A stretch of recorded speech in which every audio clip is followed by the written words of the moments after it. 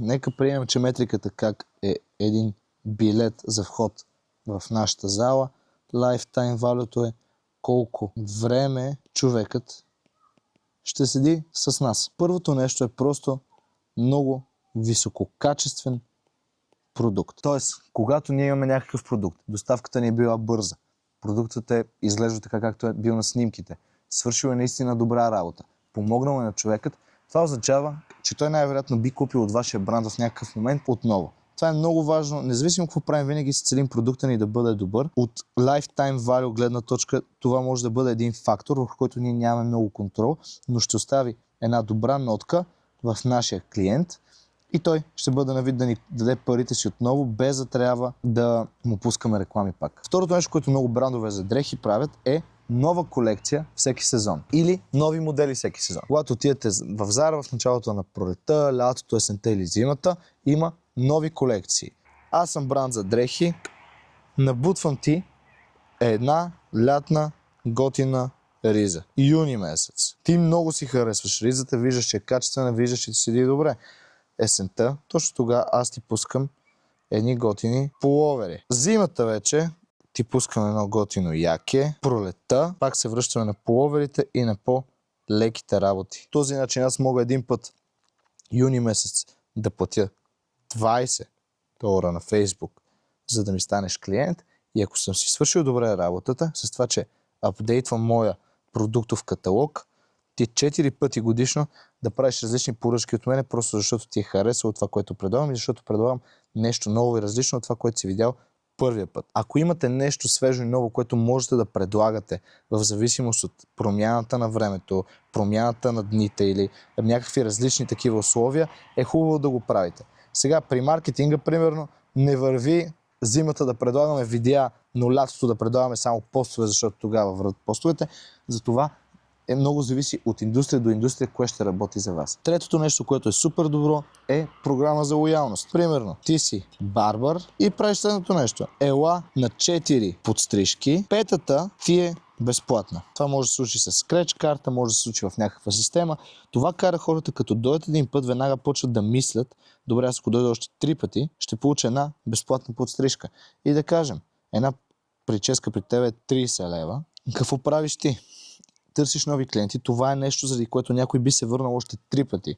Тоест, с 30 по 4 имаме 120 лева и правиш една безплатна подстрижка от 30 лева. Което човекът си мисли, че е фри, но тя изобщо не е фри. Той е платил 120 лева, за да получи една прическа от 30 лева безплатно, което на него не му е оферта, а на вас ви оферта, защото ще ви отнеме 1 час, но вие ще се прибрали много повече от парите му преди това. Следващото нещо е малкият тарикатур в маркетинга и той се нарича персонализация. Ние така и така имаме уебсайт. Така и така, когато ти си направиш поръчка, ние събираме твоя имейл, телефон. Какво ни пречи, когато аз видя, че ти си купил една тениска, която е била с доларче, когато излезе следващия ни модел, който е от серията Money, в която, примерно, тениска има Lamborghini с доларче, да ти пратя просто един имейл, който ми струва нищо, или ако ползвам софтуер, ми струва $30 на месец, за да пращам на всички, в което ти предлагам тази тениска. Аз знам, че примерно ти си взел яке за зимата.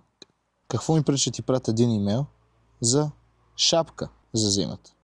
Какво ми пречи да ти пратя един имейл, в който ти предлагам ръкавици?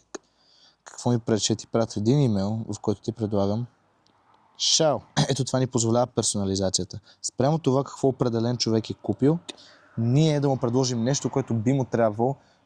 Това е подобно на upselling-а, само че при upselling-а ние го правим веднага в момента на покупката, а при персонализацията можем да го направим след някакъв период от време след покупката. Което понякога upselling-а може да бъде малко пуши за определени хора и да ги отблъсне. И точно за това ни персонализирани имейли, персонализирани SMS с неща, които предлагаме и смятаме, че ще бъдат полезни на човека, могат да усилят сумата, която този човек е похарчил за нашия бизнес, за какъвто и да е период, за целият период на живота му, без това да дига нашия как който си остава същия. Следващото нещо е продуктът ни да бъде нещо, което е част от рутината и навиците на хората, както примерно е кафето, цигарите, алкохолът, спортът, храната.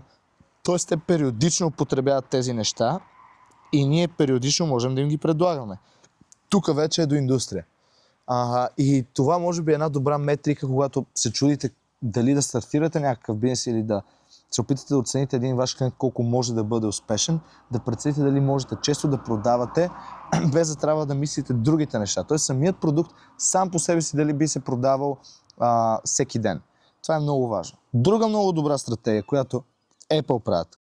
Върни старото, вземи новото. Тоест ти имаш iPhone 11, който си ползвал 4 години. В момента излиза iPhone, примерно 16. И ти ако върнеш стария ти телефон, получаваш 200 лева отстъпка.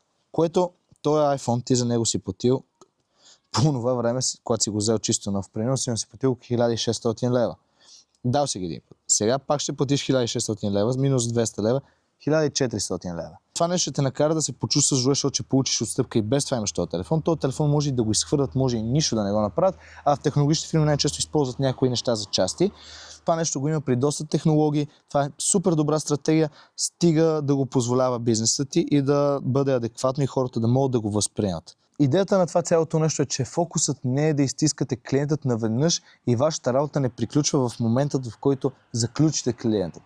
Вашата работа да изтискате максимално много от неговия джоб започва чак когато той направи първата си поръчка, след това какво ще можете да му дадете, за да му подобрите живота и той в замяна на това да ви плати.